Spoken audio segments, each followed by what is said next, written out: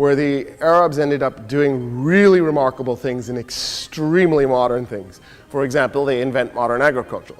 They invent modern medicine. They invent hydraulics. They're the guys who figure out that light has a finite speed, that all objects in the universe have gravity and create attraction. They invent the lens, they create the scientific method, they are the ones who invent algebra, zero, they're the ones who start trigonometry, they dabble in calculus, they're stating Newton's first law of motion 600 years before Newton and Kepler's first law of motion 500 years before Kepler. Words like algorithm are Arabic. It comes from Al-Khwarizmi, the guy who invented algebra and zero. And algorithms, right? And so we're talking about an incredibly advanced civilization where the Arabs ended up doing really remarkable things and extremely modern things. For example, they invent modern agriculture. They invent modern medicine. They invent hydraulics. They're the guys who figure out that light has a finite speed, that all objects in the universe. In the early 9th century, in the heart of Baghdad, the Islamic world was experiencing a quiet revolution. Not of armies, but of numbers, instruments, and ideas. This was the age of the Abbasid Caliphate, ruled by Al-Mamun, a caliph unlike most rulers before him. Al-Mamun believed that power did not only come from the sword, but from knowledge itself. Under his reign, Baghdad became the intellectual capital of the world. At the center of this transformation stood three brothers, Muhammad, Ahmad, and Al-Hassan, known collectively as the Banu Shakir. Their story begins not with privilege, but with loss. Their father, Shakir, was a military officer who died when they were young. Orphaned, the brothers were taken under the personal patronage of Al-Mamun himself, a rare and extraordinary act.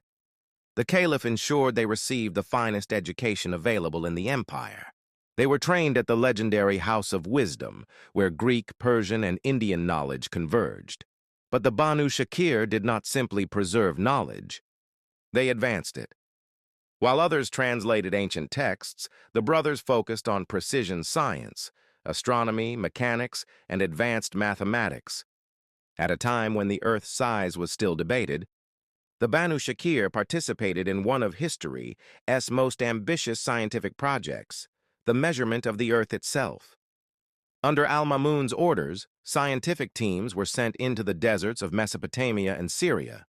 Using astronomical observations and geometric methods, the brothers helped calculate the length of a degree of latitude, an early attempt to determine Earth's circumference with mathematical rigor. This was not theory. This was field science conducted under the open sky.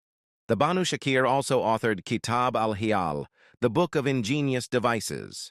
In it, they described over 100 mechanical inventions, self-regulating fountains, automatic valves, feedback-controlled lamps, and trick vessels that behaved in ways that seemed magical.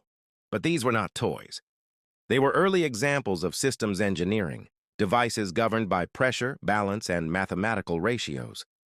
Concepts that would not fully reappear in Europe until centuries later.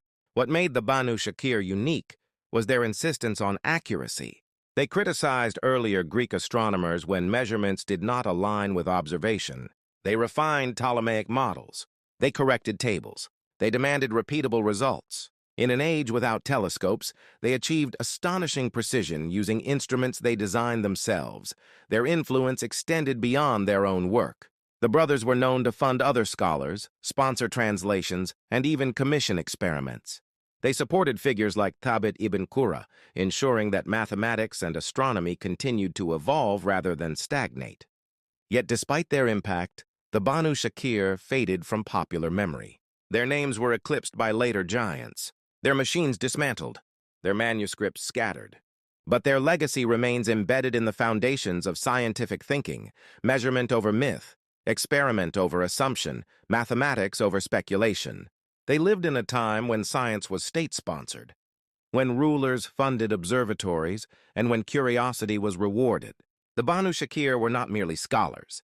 They were architects of a scientific method, long before the modern world gave it a name.